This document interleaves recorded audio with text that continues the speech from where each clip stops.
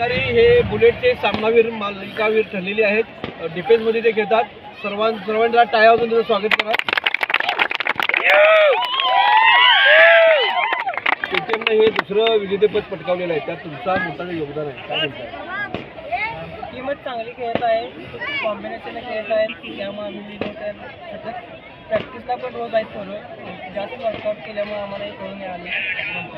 केटीएमने एकाळी 5 सगळी एका मोसममध्ये सगळी विजेतेपद पटकावली होती. सलग दुसरं पडून त्याची एक सुरुवात झालेली आहे. पुढे असाच हा विजयाचा कौल राहणार का सगळं? हो, त्यासाठी आम्ही 100% ट्राय करणार.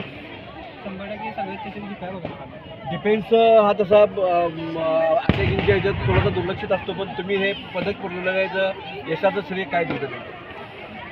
हार्डवर्क केल्याचं फळ मिळालं असं म्हणता येईल.